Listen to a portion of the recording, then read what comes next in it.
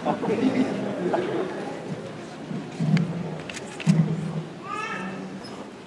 evening, families, teachers, administrators, and Board of Education members here with us today, and a special welcome to the graduating class of 2018.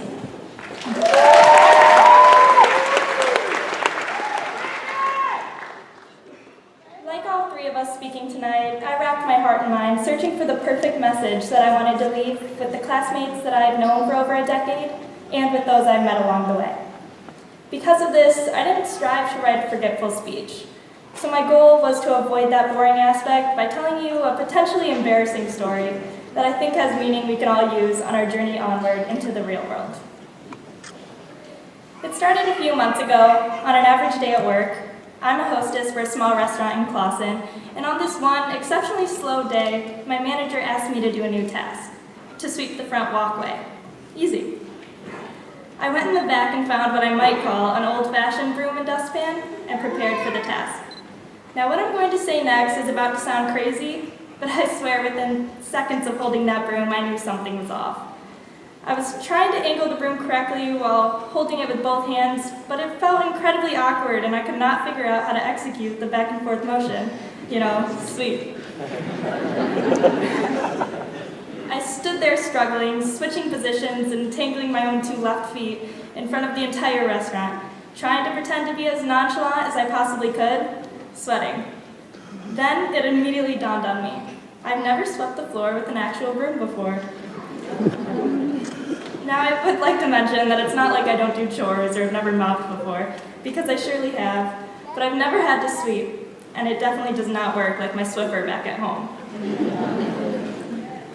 Anyway, you can see how scared and anxious I look right now speaking in front of you all, and it was much worse during those 5 humiliating minutes. I just couldn't believe that such a common household chore had become such a hassle for me. I thought of everything I learned in high school, and I was confused at the fact that I could solve a calculus derivative problem or even figure out the projectile motion of an object being launched. Yet I physically and mentally did not know how to solve the strenuous assignment of sweeping a few specks off the floor. Now, what is the point of me sharing this shameful confession? The point is that on this ordinary, yet embarrassing day at work as a teenage hostess, I realized what the term intellectual idiocy truly meant. Think about that oxymoron for a moment. It's the idea that you can understand a concept, read about how to do something, and even write a report about it, yet not be able to execute it in real life. For example, an engineer at NASA would be able to tell the astronaut step by step of exactly what they will experience in launch and how to react to different scenarios. However, he only knows the textbook definitions of it. He would not understand the exact feelings or effects that the astronaut endures unless he was actually launched himself. I've watched my mother sweep countless times, and I know exactly how she holds the broom and how she moves with it clutched in her hands.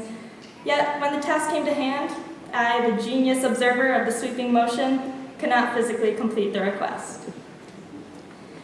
This concept of intellectual idiocy seems to shine the brightest in many of us living in our world of schooling, where we can regurgitate equations and methods of research after they are explained by an expert. However, if asked to apply the concept or are placed directly in a lab, suddenly the matter seems exactly impossible to one who has only memorized information. It exposes how little one knows when they begin to dig a little deeper under the visible surface.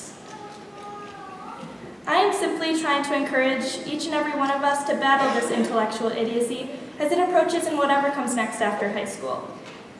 For those beginning an academic career after this, you need to study with your hands and learn with your eyes to understand the mechanics of what you teach yourself in a textbook.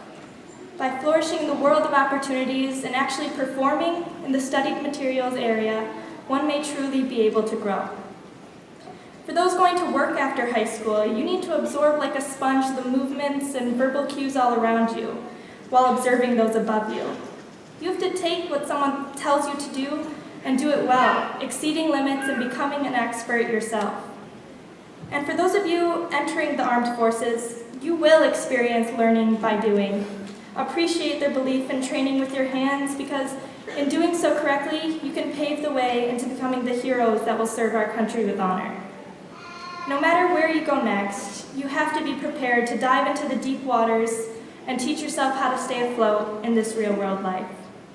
After today, we are not reading about it anymore. We are living it. Each and every one of us will encounter these seemingly hopeless obstacles, like handling an untamed broom, all throughout our lives. But I am dedicated to engaging and conquering my own untamed brooms, and I encourage you all to do that as well. Simply by doing what you have learned, working with what you have seen, and excelling with what your hands can provide for your brain. I hope you all take what lies in front of you now by the horns. Once a ram, always a ram. Especially when you encounter obstacles as tough as sweeping. Tackle that challenge and learn how to be comfortable with being uncomfortable. Engage, be a part of something, but with this, be excited to do so and be excited to explore past your boundaries. Because it's not supposed to be easy, but it doesn't have to be torture.